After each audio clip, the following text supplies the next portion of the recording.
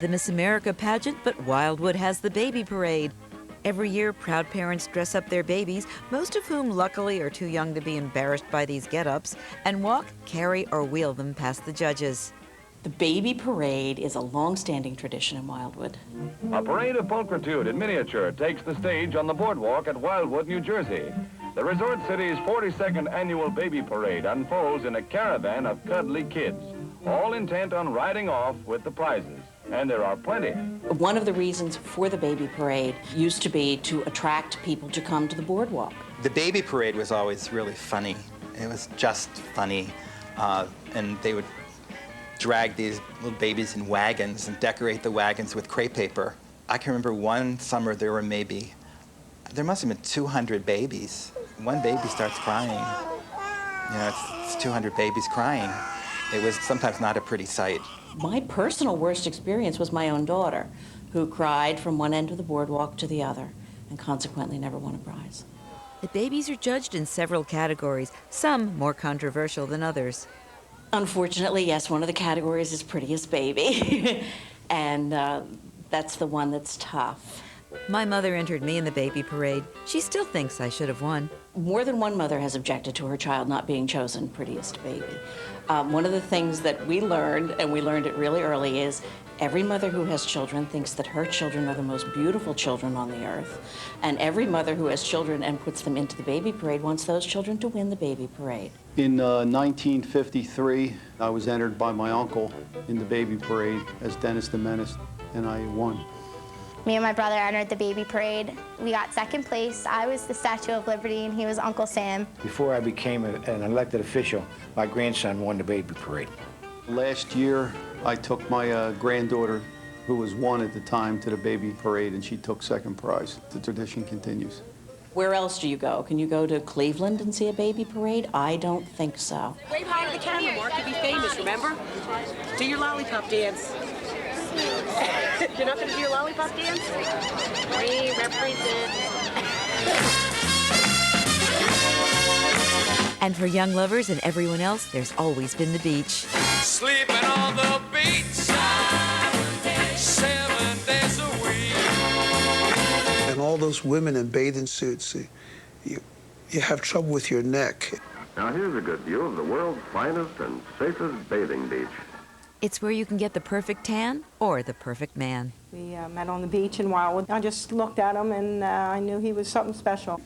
You know, the beach is just that place that you go to at night, sit on the lifeguard chairs and, you know, sit with the boy and look at the stars, look at the ocean, ...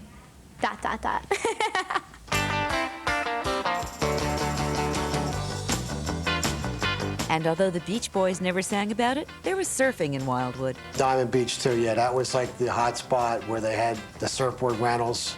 And as a matter of fact, my brothers and sisters ran the Surf Shack, it was called. It was right at Diamond Beach. This is a favorite spot for surfers to do their thing. And if you want to learn how to do it better, there are lessons and rentals available.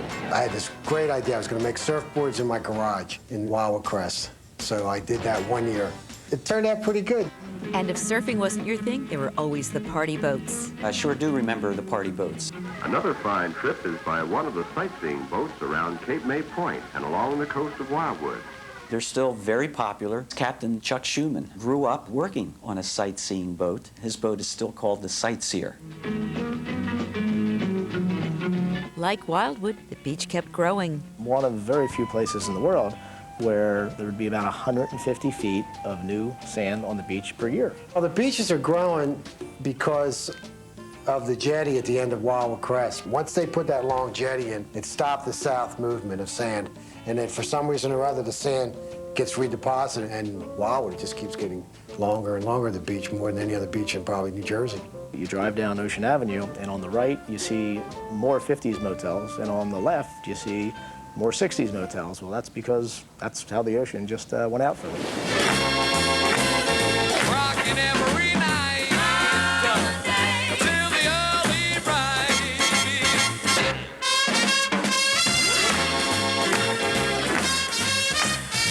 Starting in in the 1960s, the baby boomers who'd spent the last decade building sandcastles and playing horseshoes were more interested in rock and roll in the opposite sex. They could find both in Wildwood. During the day, they'd lie on the beach with their transistor radios, listening to Joe Niagara, High Lit, and Jerry, the Geeter with the heater, Blavitt. The Geeter with the heater being all directing. It's mighty neat, so don't be ashamed. Mention the Geeter's name. Don't holler, it won't cost you a dollar. You got the beat. Let's keep right on with the repeat. And day or night, there were the clubs. A host of rockers and shakers that turned the city upside down on the weekends. What they used to do in Wildwood, like about 1 o'clock, 2 o'clock in the afternoon, everybody would come off the beach and go to a specific club, whether it be more Zen-led, whether it be the Hurricane, the Riptide, the Surf Club. Come in, have a few beers, and listen to basically what they call the jam session. The groups would play during the afternoon. Then they would come back and play again at night. On any given night in Wildwood, let's say in the late 50s, early 60s, you might be able to catch Fats Domino or the Shirelles at the Hurricane, walk down the street to the Rainbow 1 block away and catch Gary U.S. Bonds, Chubby Checker, or Bobby Rydell. They always worked the Surf Club, but we had the Hurricane, the Riptide. We had so many clubs down there and so many great, bands that, worked down there. The Treniers, Freddie Bell and the Bell Boys, the Cousins, Georgia Young and the Rockin' Box. And, when I was 12, 13 years old, I was never allowed in the club. I was too young. I just used to stand outside, and listen. I remember going with the Crest to Wildwood, New Jersey. I remember a ton of people. It was like Mardi Gras. Wildwood, New Jersey was similar to Mardi Gras in New Orleans. That's what I remember. And nobody ever wanted to leave. Wildwood is the first place. Wildwood is the place. It's the beginning of my career, without a doubt. I graduated high school in February. I did a few gigs, and as soon as school was out, I was in Wildwood. I remember the Rainbow. I remember me playing there 4 and 5 shows a day. I don't know how I did that. My 19th birthday was at the Rainbow Club on stage. I'll never forget that. It was the only club in Wildwood where they had lines of people around the block because Chubby was changing dance in the music world forever. I have fond memories of Chubby Checker. I can remember as a teenager walking home late one night. He was making an appearance, so I sat on the curb outside of the Rainbow and listened to Chubby Checker sing The Twist, which was probably the #1 hit in the nation at that time. For a teenager, I don't think it gets any better than that.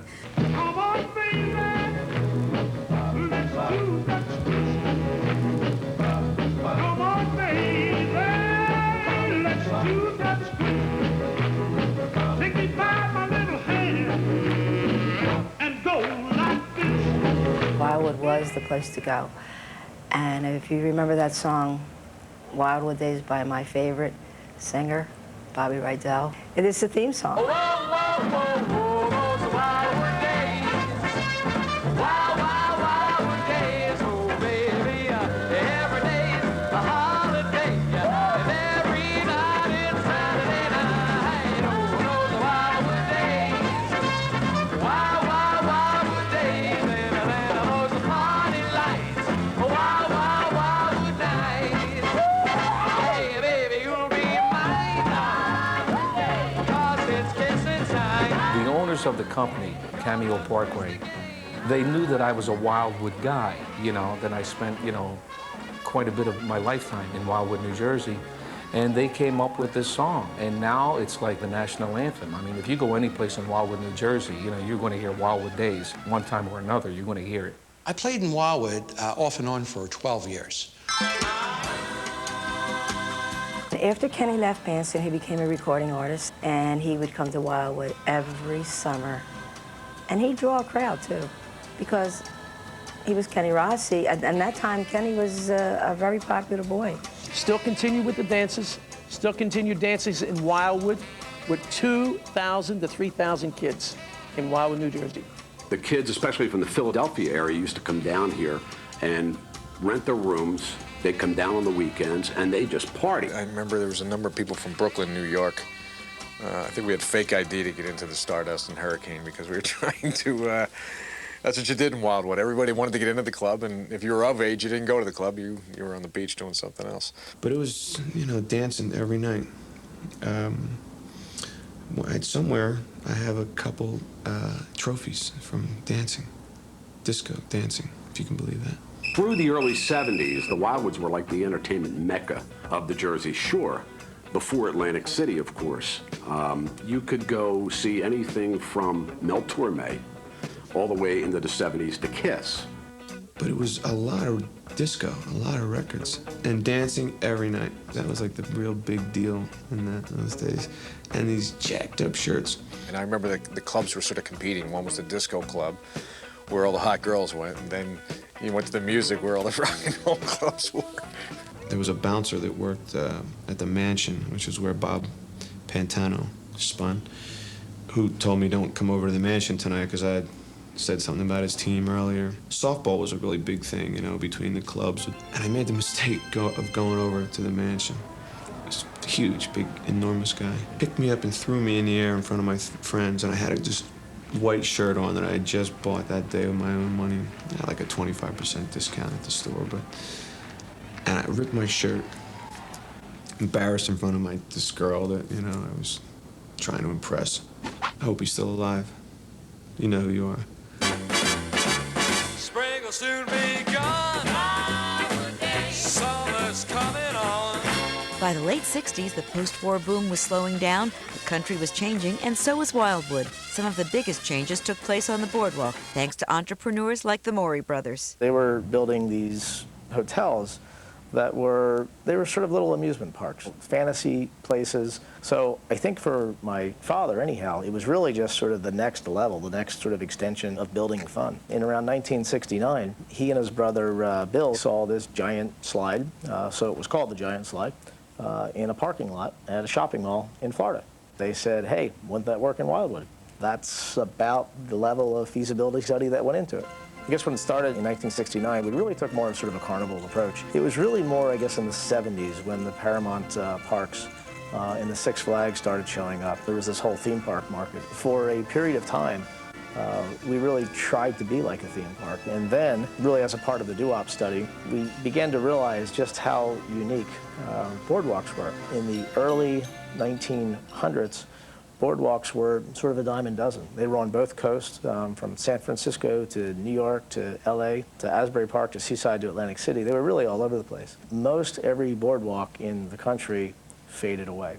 Wildwood did some fading of its own, but the Wildwoods somehow survived. It's the funny thing about when things stay around longer, they have the chance to become cultural icons. As the boardwalk was rebuilding, the clubs were going through some changes of their own. I think what really affected Wildwood was the opening of Disney World and the whole Orlando growth, airline travel becoming cheaper, Atlantic City opening up. The entertainers became too expensive. They couldn't afford them anymore. That hurt us. Large acts could not play in these kind of venues anymore. So you had local bands that were playing, and you know, they would play Michael Jackson's Beat It over and over again until they beat it to death. Another change was the legal drinking age. Well, you went from 21 to 18 first. It was 21. You have to realize I'm half Polish. My mom was fully Polish. And on the eve of my 21st, I was ready to go out 10 o'clock at night. She wanted me to wait 2 hours because I was going to be more responsible in 2 hours than I was going to be at 10 o'clock. And then it changed to 18 for a few years, and the bar owners were the ones who went against it, finally, because it caused too many problems for them. When I first moved down here back in the late 80s, the place was a dive. But within the recent years, you're having people caring again, cleaning up the streets. You're having new buildings come in. You're having new architecture. You have a new doo-wop convenience store right down the street from us. We have the radio station here now that has cleaned up our section of the neighborhood. You want to come to Wildwood again. In 1984 came the first looping roller coaster. In 1985 came the giant Ferris wheel. The result of some of these larger rides in the late 80s and then early 90s, these things really started to redefine and reinvent the boardwalk. Hunts Pier, in my mind, was a small Disney World, or Disneyland at the time, because Disney World didn't exist. The Moreys took amusement rides to the next level. They took it from what people were expecting back in the 60s and the 70s and took it to what people were looking for in the 80s and the 90s and this century. With more rides than Disneyland and thousands of motel rooms, it takes more than the American college kids who have traditionally held the summer jobs to keep Wildwood running. I'm from Poland. My Polish name is Arkadiusz, but they call me Eric. It's easy for American people. My name is Sharon. I'm actually from Singapore. So, my name is Sebastian from Poland. My name is Oksana. I'm from Belarus. My name is Eugene. I come from Russia. My name is Katarina and I'm from Poland. And I don't like Wildwood, but I have to work here. Okay, hi, my name is Ludmila. I'm from Russia. As for me, I like Wildwood. It's a very good resort. I work here in Starlux Hotel, and in the evening, my second job is in the restaurant in Morris Pierce. It's a very good place to rest here. We recruit about 600 international kids, mostly college students. And believe it or not, they come from 30 different countries. I definitely make a lot of friends with the international crowd. I'm a big fan of the Irish. Love meeting the Irish, hang out with them. Had an Irish boyfriend last summer. You'll get more thrills on the piers than you used to as a kid. That's for sure. The rides have gotten a lot faster, a lot scarier. Well, here we are up on the Ferris wheel. And look at all those amusements down there. Of course, there to help you have fun in the sun. The games are still there, the pitch games are still there, the arcades are still there. You're not experiencing Wildwood until you get to the boardwalk. You got the beach, you got the ocean, you got the rides, you got the doo-wop, you got the music playing on the board, you got the people screaming at you. Hey, win or lose, the kids get a prize. Any prize in any size, you want to give it a try? Red plate special going on right now. Telling you to try to get this softball in this little hole that's smaller than the softball. You know, and you could win this big prize. Along with the boardwalk, the motels were beginning to reinvent themselves, and those tacky little Wildwoodized motels were getting national attention. It's sort of ironic now that we look back now and we say, we want to save these cheap plastic buildings because they're unique. You know, in a sense, they have become a great piece of Americana. Steve Eisenhower, architect from Philadelphia, he came down at the request of Jack Morey in 1997. Fell in love with the place, proceeded to do these architectural studios. It really turned things around here. It got a lot of media attention. It really made the citizens realize what special buildings these are. Basically said, hey, this is a resort town. Let's play it up. Let's make it wilder. Let's make it more goofy, more fun. We don't want to be like any other resort town. So in 1997, we formed the Doo-Wop Preservation League. I don't think people ever realized what we had, and I think with this doo-wop identity, I mean, it's something that people are going to always remember. Bo doo-wop, bo, bo, bo. What is doo-wop? Doo-wop's a unique place in America. The name doo-wop actually came from doo-wop music of the 50s. And some people say, oh, rock and roll maybe even originated in Wildwood. Doo-wop's a sort of a unique New Jersey term for these pop culture buildings. The Starlux, I'd have to say, is very doo-wop-ish. You drive by and you go, that's doo-wop right there. It's beautiful architecture when you look at it. I mean, the Flintstonian or Jetsonian or whatever. Head down the shore. Have a ball once more.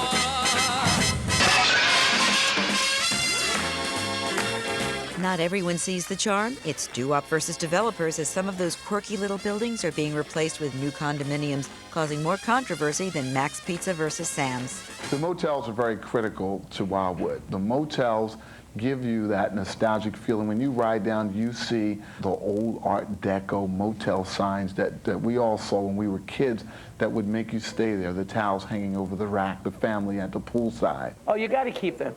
That's the charm of Wildwood. There's a motel on every block, man. And certainly driving down that strip at night with all those signs flashing and the people out, it's like, wow, this is a place. There's no other place like this in the country. That is really cool. If you drive down like Atlantic Avenue in Wildwood Crest, you see all those preserved little motels that, if those walls could talk. I've got one of the original properties. The Rio is a doo-wop property. I'm also historical buff to a certain degree, so I've tried to maintain the appearance and the decor. But hotels have limited lifespan, and as they get older, they get harder to rent and harder to maintain. I think the Ebb Tide suffers greatly because of what it doesn't have. We don't have a pool, we don't have adequate parking. The building is very old, is built in the style that was common then with extremely small rooms. There are still people who come back who have come there over the years, but the average family coming in now with their kids wants more than the Ebb Tide can offer. It's very important to preserve the history and the architecture that we have. The successor to the Ebb Tide Motel will be the Ebb Tide Condominium, and we're going to make every effort to relate the old with the new. We're going to have an area where we show pictures of what was there before. We've got some newspaper articles, some different things that we can hang on the wall and make it the historical area, if you want to call it that. I believe that the Doo-Wop District should be preserved, but I'm also one of those people that believes that some properties need to come down, and I don't necessarily believe they should be condos. So you take some of these motels and hotels and just retrofit them, as they did at the Starlux, and make it look like an attraction. I want to see the hotels be restored. What's there, it's unique. There's nothing like it, and we don't want to lose it. If it's gone, it'll be gone forever. Oh no, oh no, oh no, no, no, no, no. Remember, walking in the sand. Remember, walking hand in hand. Remember, the night was so exciting. Remember, smile was so inviting. Remember, then he touched my cheek. When I came down this year, came down Rio Grande, we looked up, and it's like, where's the Wingate? And we saw this beautiful place called the Starlux. I was kind of excited about the new place, but then a little sad because I didn't, the old nostalgic, the old place wasn't there anymore. But it's still I can still feel the love here. There's a lot of feeling permeating through the walls here. In 2001, when we purchased the Shalimar, I knew at the time it was a very unique property. And we started thinking about how we could maintain the architecture that it currently has and plus modernize it. As the Wildwoods are reinventing itself, they become sort of like comfort food, a little bit like meatloaf. That's a great way to sort of think about some of the buildings. They can be splashy and spectacular, but they don't have to be overrun with 5-star service to be special. You can go to a Starlux Motel and just feel like you're back in the 50s. You can go to an ice cream place, if it's Scoops Ice Cream in North Wildwood, and you think you're sitting in the back of a Cadillac. Wildwood, to me, represents a haven to go back to a better time when they would sit on the beach, walk on the boardwalk, and relive those wonderful memories that were a part of their childhood, which they're bringing their kids in. All ages going to Wildwood. Going up on the boardwalk, going out on the beach, all of a sudden you feel like you're 16 again. When I do dances in Wildwood, those same kids that used to go when I call them young teenagers, and today they're beyond teenagers, I call them beyond teenagers, are the same ones that grew up with Blavitt and danced with Blavitt. He has a loyal following that if you hire Jerry Blavitt, you know that 500, 600, 700 people are going to show up and dance. And some people I see from high school that don't have any hair anymore, and they're out there dancing. There really is only one place in America where you will find people dancing those dances to a guy called the Geeter with the Heater, the Boss with the Big Hot Sauce, and it happens in Wildwood. So come along and join the fun and dance,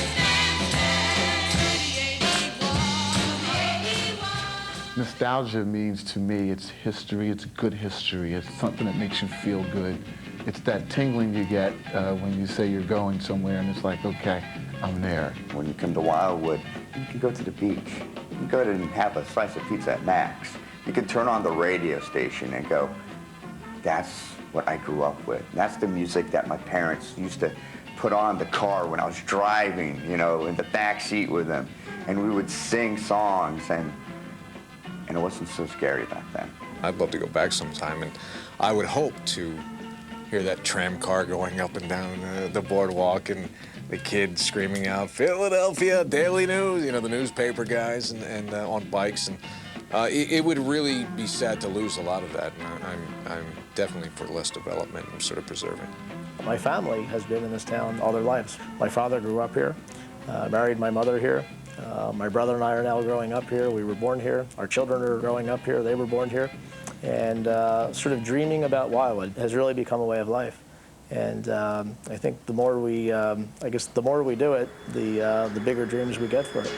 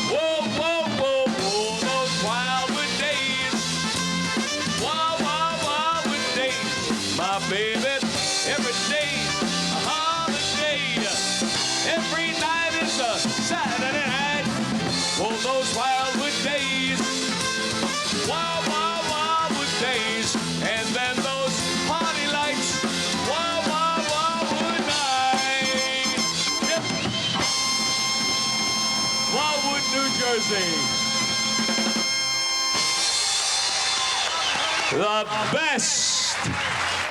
Thank you.